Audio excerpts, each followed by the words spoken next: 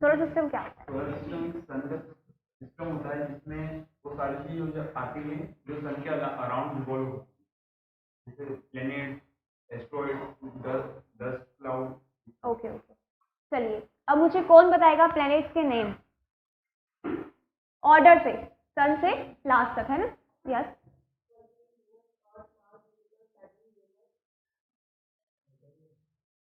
Okay, yes please.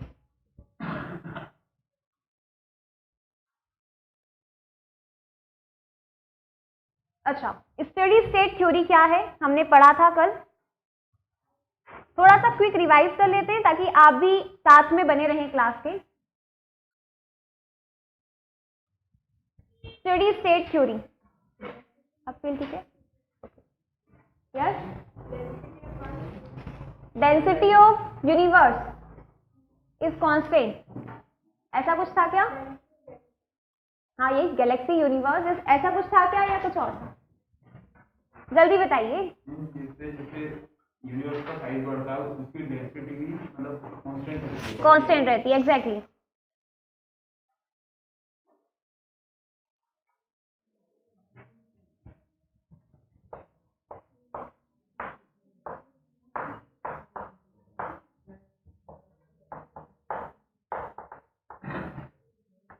Plasma theory कौन explain करेगा?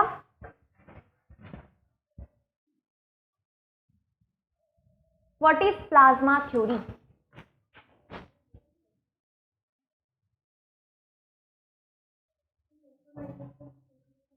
Yes, electromagnetism पे फोकस करता है। यस, हाँ, ओके। मैम प्लाज्मा के अंदर जो नोन है हमें वो सॉलिड लिक्विड गैस है, बाकी जो हमें नहीं पता है वो प्लाज्मा है। मैम जो दूसरी थ्योरी थी बिग बैंग थ्योरी, उसके अंदर मैम हमें कुछ जो ब्लैक होल है वो पता है, जो हमारे इलेक्ट्रोमैग्नेटिक जो सन मून स्टार उसके अकॉर्डिंग हम रियल प्लाज्मा में हमें जो नहीं पता है वो धीरे धीरे हमें सब कुछ पता चल जाएगा। धीरे धीरे चलेगा, मतलब बाकी जो अभी अननोन है वो सब प्लाज्मा है, और ये काय पे पूरा फोकस काय पे है? इलेक्ट्रोमैग्नेटिज्म फोर्स पर, मतलब कि चुंबकीय बल पर, चुंबकीय विद्युत बल पर फोकस है। चलिए अब स्टार्ट करते हैं हम लोग सन से। सोलर सिस्टम को स्टार्ट कर लिया था हमने, हमारा टॉपिक है सन।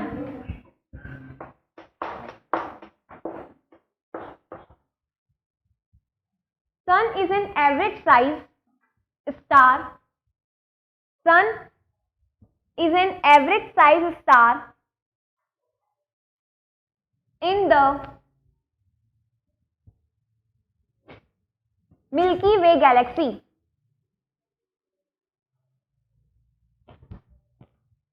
सूर्य आकाशगंगा में सूर्य एक औसत आकार का तारा है। सूर्य एक औसत आकार का तारा है। Sun is an average size star in the Milky Way galaxy. It is by far the most important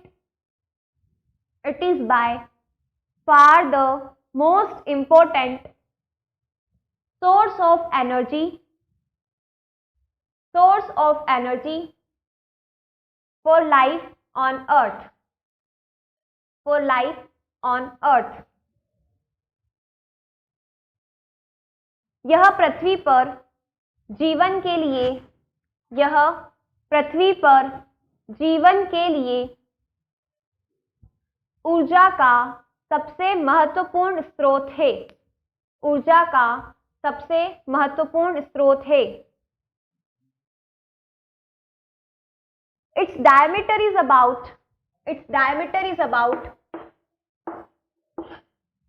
1.39 million kilometers. 1.39 million kilometre. इसका व्यास 1.39 मिलियन किलोमीटर। इसका व्यास 1.39 मिलियन किलोमीटर अथवा और 109 times that of earth, 109 times that of earth, and its mass about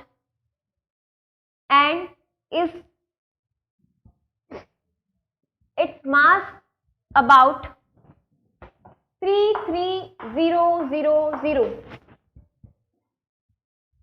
one more zero, times that of earth, 3,30,000 times that of earth, अथवा पृथ्वी का लगभग 109 गुना है, अथवा पृथ्वी का लगभग 109 गुना है, और इसका औसत द्रव्यमान लगभग 3,30,000 गुना है, 3,30,000 गुना है. Its account for about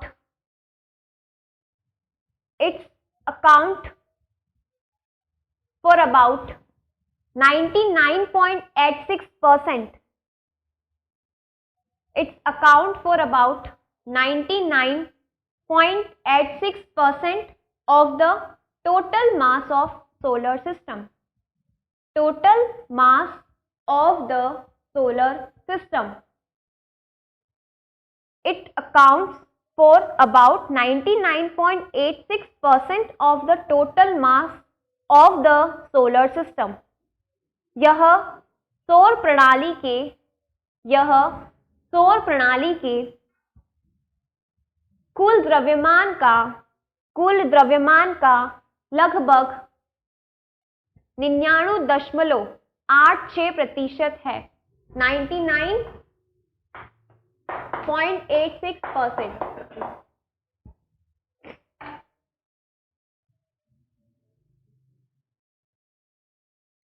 Roughly 3/4 of the sun's mass, roughly 3/4 of the sun's mass consists of hydrogen, which is estimated 73%. इसको ब्रैकेट में लिखिएगा. Hydrogen, the rest is mostly helium, जो कि 25%. with much smaller quantities of heavier elements, with much smaller quantities of heavier elements, including oxygen, carbon, neon and iron. Oxygen, carbon, neon and iron. सूर्य के द्रव्यमान के मोटे तौर पर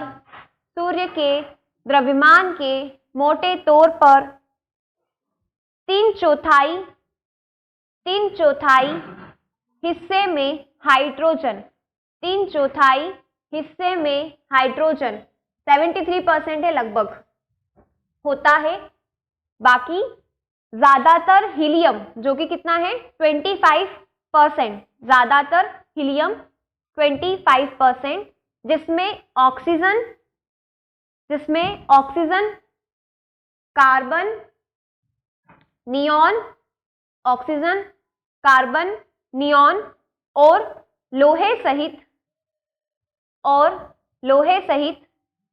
बहुत अधिक मात्रा में भारी तत्व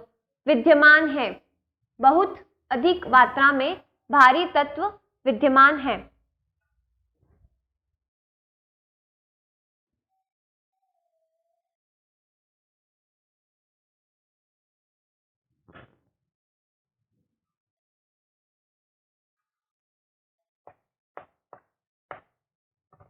structure of the sun, structure of the सन,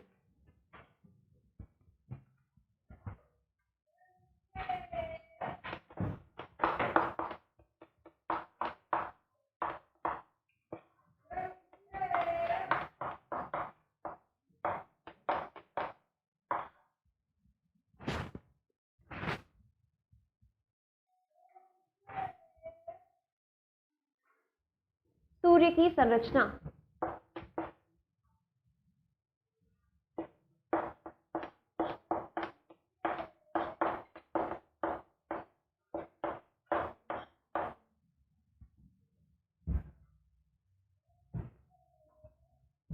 चलिए मेरे साथ थोड़ा सा डायग्राम बनाएंगे आप लोग और समझते जाएंगे कि किस तरीके से है।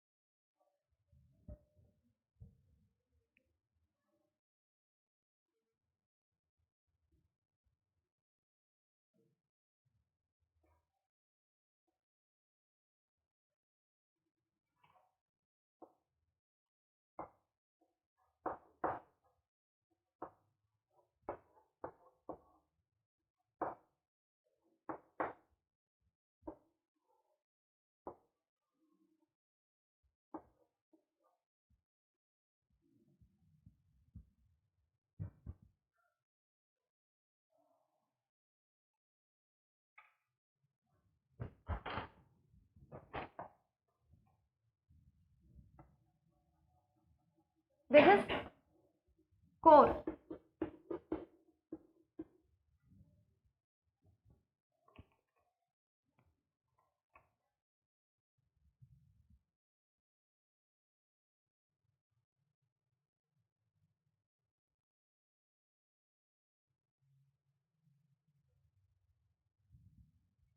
जो सेकंड वाला है जिसको मैं इस तरीके से बना रही हूं,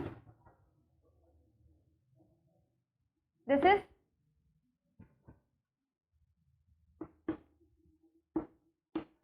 radiative zone, radiative zone,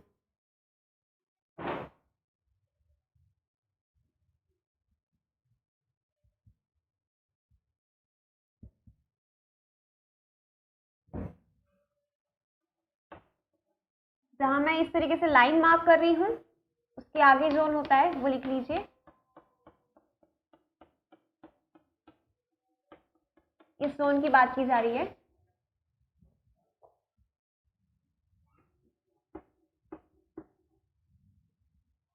convective zone,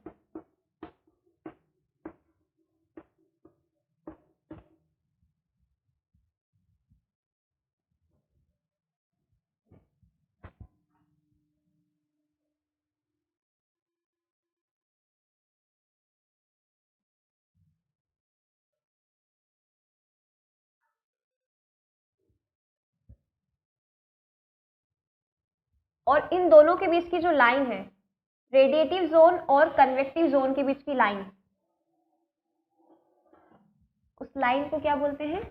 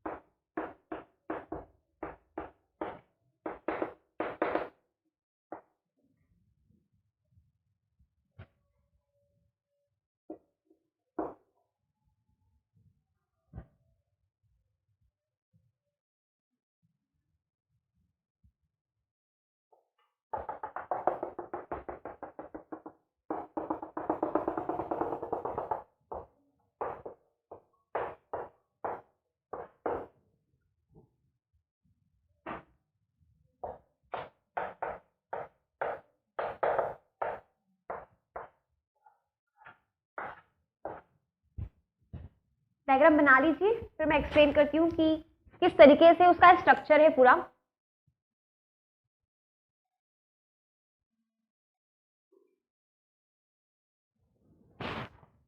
core को हिंदी में बोलते हैं अंतःभाग, रेडिएटिव जोन को बोलते हैं संवहन क्षेत्र, सॉरी कन्वेक्टिव जोन को बोलते हैं संवहन क्षेत्र, रेडिएटिव जोन को बोलते हैं रेडियोधर्मी। उसके बाद कोरोना को कोरोना ही लिखा जाता है हिंदी में। फ्लेयर को बोलते हैं सौर ज्वाला, क्या बोलते हैं?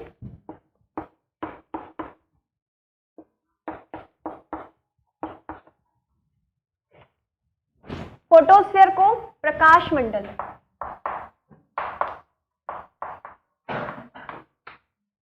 प्रकाश मंडल। टेम्परेचर मिनिमम, न्यूनतम तापमान,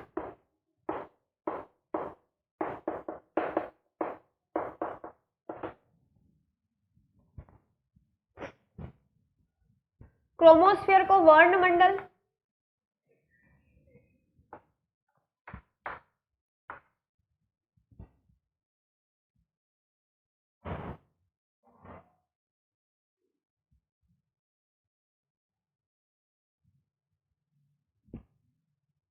ट्रांजिशन रीजन को हम लोग बोलते हैं मध्य का भाग। और कुछ जिसको इंग्लिश समझ नहीं आ रही है प्लीज बोल देना कि मैम इसका हिंदी बता दीजिए, मैं लिख दूंगी वहां पर।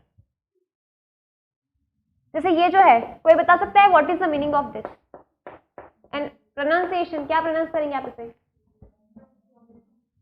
प्रोमिनेंस, प्रोमिनेंस, ठीक है। तो प्रोमिनेंस का आप मुझे बताइए हिंदी में मतलब क्या होता है?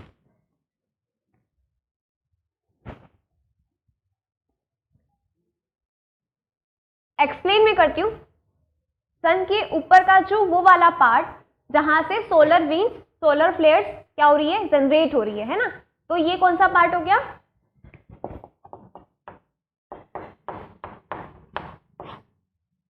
भाग।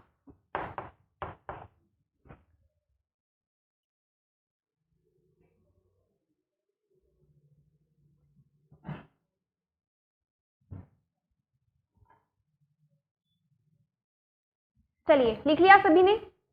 अब एक्सप्लेन करेंगे हम लोग, समझेंगे किस कॉन्टेक्स्ट में? अर्थ के कॉन्टेक्स्ट में। अर्थ में क्या क्या जोन होते हैं, क्योंकि स्ट्रक्चर ऑफ दी सन को समझने से पहले हमें स्ट्रक्चर ऑफ दी अर्थ तो पता हो, तभी हम लोग कंपेयर कर पाएंगे कि अच्छा यहाँ ऐसा होता है, यहाँ ऐसा होता है। अब देखो हम लोग पहले 1 सेकेंड में इसको रब कर देती हूँ। स्ट्रक्चर ऑफ दी अर्थ अभी हमने पढ़ा नहीं है, बट थोड़ा बहुत आइडिया आप लोगों को तो होगा।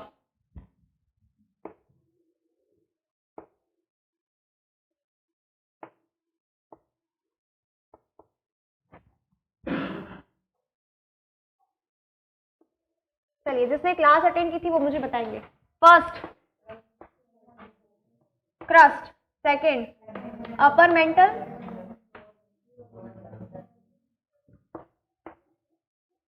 Lower mental, outer core, the last is inner core. इतना पता है? तो देखो, और बाकी अगर हम लोग ऊपर चले,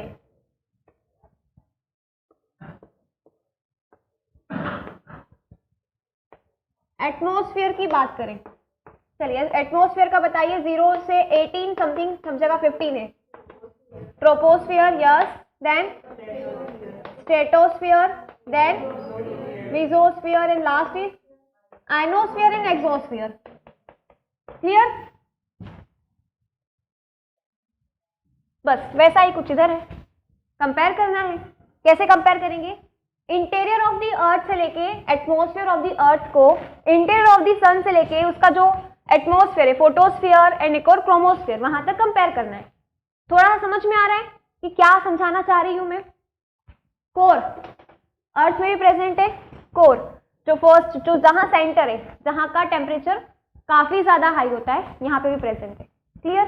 सेकेंड रेडिएटिव जोन, जहां पे हमारे यहाँ मेंटल, इसकी बात करें हम लोग, lower mental and is upper mantle. ये वाला जोन आप अभी मान सकते हैं कि वो पोजीशन है। मैं ये नहीं बोल रही हूँ कि सेम है, बहुत डिफरेंस है, जमीन आसमान का डिफरेंस है। अर्थ का टेम्परेचर इतना ज्यादा नहीं है जितना सन का टेम्परेचर है, बट वी कैन कंपेयर कि yes structure of the sun and structure of the earth किस तरीके से हो रहा है। यहाँ पे क्या है? कोर, तो कोर इज कॉमन, वहां पे ज्यादा टेम्परेचर होगा, यहाँ का स्ट्रक्चर, यहाँ की संरचना अलग हो सकती है। यस, नहीं, वो हम पता ही नहीं है सन के बारे में कुछ पता ही नहीं है।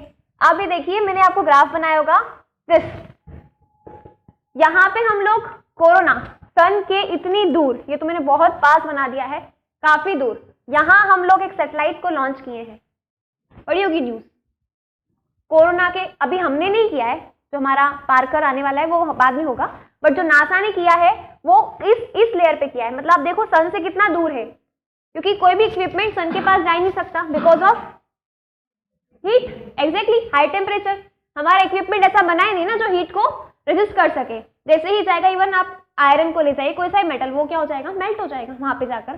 तो इतनी दूर हमने क्या किया हुआ है, सैटेलाइट को वहां पे देखा हुआ है, सिर्फ और सिर्फ इस चीज के लिए कि सोलर फ्लेयर, जो हमारी ये ज्वाला, सौर की ज्वालाएं हैं, वो अर्थ पे क्या इफेक्ट डालती है इस ट्रांजिशन के, और कैसे जो सन की साइकिल है, जो सोलर फ्लेयर हम बोलते हैं ना, सोलर मिनिमा हो रहा है, सोलर मैक्सिमम हो रहा है, तो वो कब होता है। तो उस चीज को पढ़ने के लिए, समझने के लिए हमने कोविड, जो कोरोना है, कोविड क्या बोल रहे हैं, कोरोना, इतनी दूर हमने जो लेयर है वहां पे हमने सैटेलाइट को लॉन्च किया है।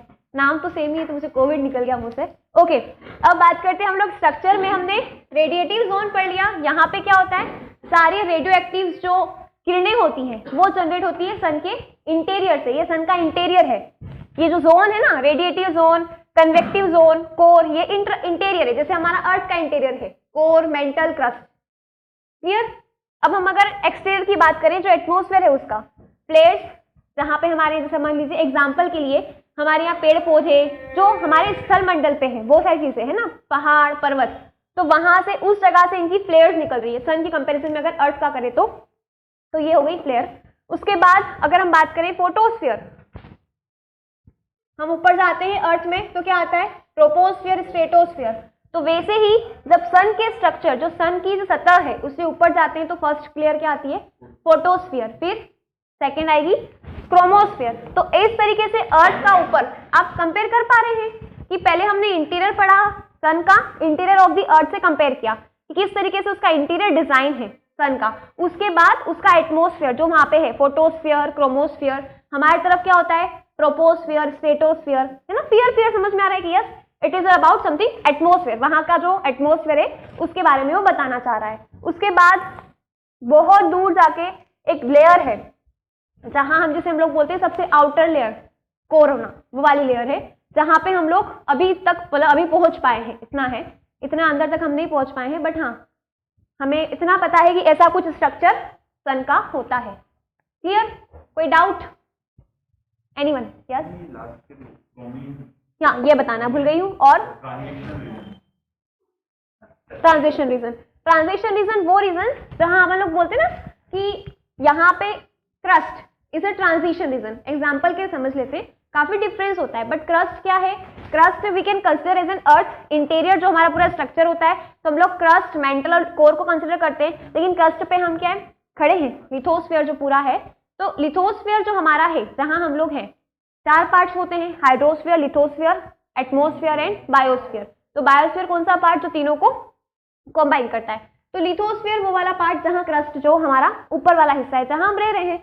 तो ट्रांजिशनल जोन वो वाला जोन जहां से उसका अर्थ, जो सन का जो है इंटीरियर खत्म होके एटमॉस्फेयर स्टार्ट होता है, तो वो हो गया हमारा ट्रांजिशन जोन, जो उसका मध्य का भाग होता है, ट्रांजिशन करता है ना। उसके बाद ये क्या है, कोई समझा सकता है what is the meaning of this, जो मैंने बाहर से लिख दिया है, हिंदी में भी लिख दिया है, anyone?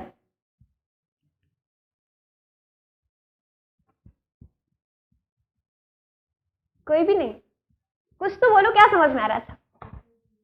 Outside region, yes exactly. और कुछ, वो वाला एरिया जहां पे ये जो है, आप समझिए कि सन का ये स्ट्रक्चर है, मतलब सन की ऊपर की सतह है। अब यहां से फ्लेयर जनरेट हो रही है ना। और एक मैंने लिखा था टेम्परेचर मिनिमम, यस इसको भी समझाना है।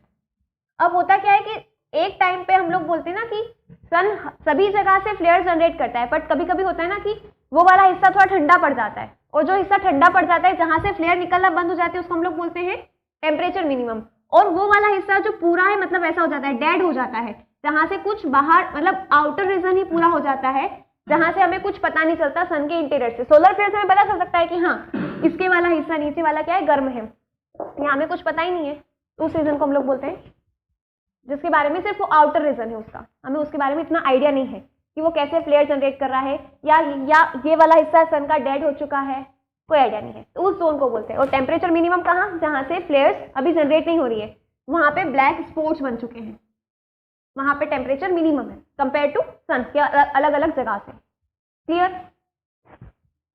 समथिंग? यस? हाँ, यस। टेकोक्लाइन, टेकोक्लाइंस क्या होते हैं? ये लाइन रेडिएटिव जोन और कन्वेक्टिव जोन के बीच की लाइन को हम लोग बोलते हैं टेकोलाइन। यहां पे भी हम लोग पढ़ते हैं लाइंस, कोई मुझे बता सकता है कौन कौन सी लाइंस है? अच्छा मुझे बता दो, क्रस्ट और लोअर मेंटल के बीच में जो एक लाइन है, जो जोन है, उसका नाम क्या है? डिसकंटिन्यूटीज के नाम से पढ़ते हैं। हाँ, नहीं, एंथोस्फीयर lithosphere is a part of crust.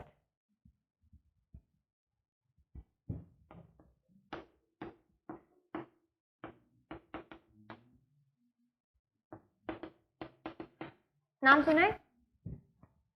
बस वैसा ही कुछ है यहाँ पे भी। क्लियर? कोई डाउट? चलिए अब लिखेंगे आगे। प्लैनेट्स, ग्रह।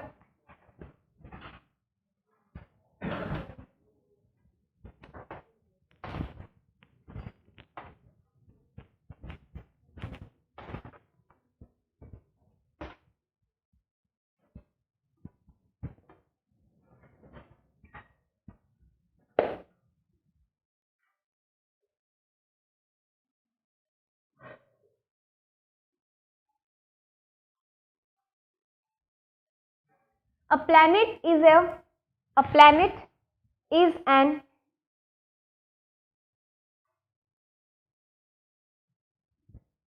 astronomical body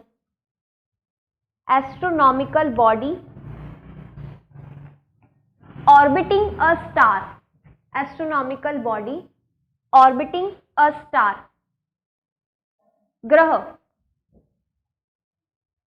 ग्रह एक खगोलीय पिंड है।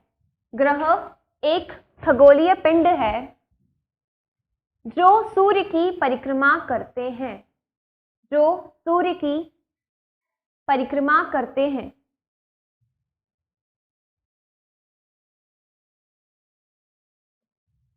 In order to call a body a planet, three conditions are required.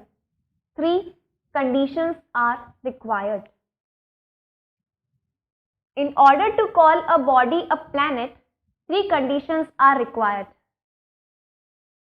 अंतर्राष्ट्रीय खगोल यूनियन द्वारा अपनाई गई परिभाषा के अनुसार किसी निकाय को एक ग्रह कहलाने के लिए तीन स्थितियों की आवश्यकता होती है। चलिए थ्री कंडीशंस लिखिए। First, the orbit and time of revolution. The orbit and time of revolution should be relatively constant. The orbit and time of revolution should be relatively constant. चलिए अब मुझे कौन बताएगा what is the difference between rotation and revolution? Raise your hand. 1 2 3 4 5 and 6 7, केवल 7 लोगों को पता है कि रोटेशन और रिवॉल्यूशन में क्या अंतर है। आई एम टॉकिंग अबाउट घूर्णन गति और परिक्रमण गति।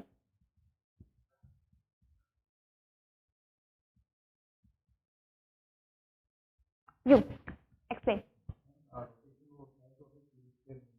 यस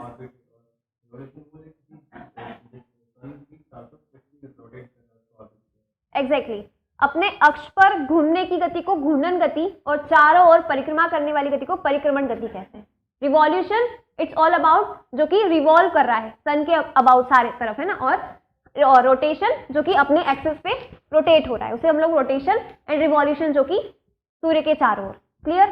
चलिए नेक्स्ट कंडीशन, पहले हिंदी वाले फर्स्ट कंडीशन लिख लेंगे।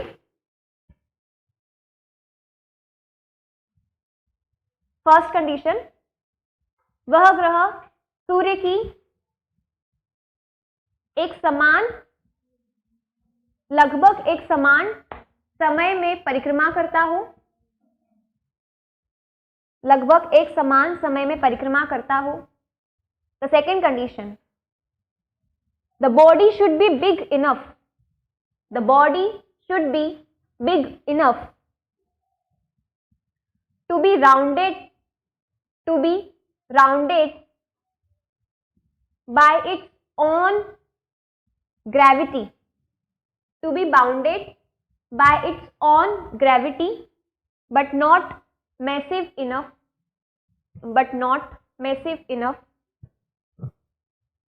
to cause thermonuclear fusion,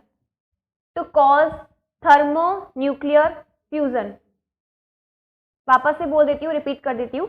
the body should be big enough to be rounded by its on gravity but not massive enough to cause thermonuclear fusion,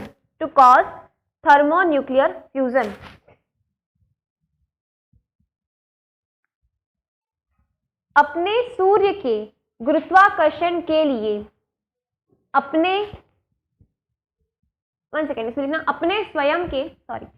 स्वयं के गुरुत्वाकर्षण के लिए पर्याप्त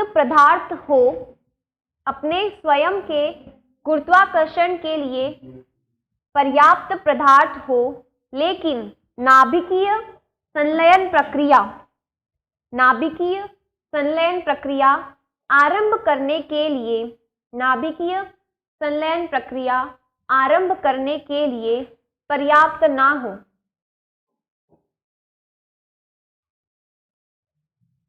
The last condition, the body should have cleared its neighborhood of small planets by its gravity, of small planets by its gravity.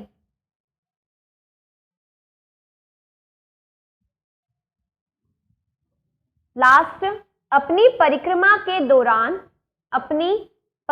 के दौरान निकट के ग्रहों को क्रॉस ना करता हो।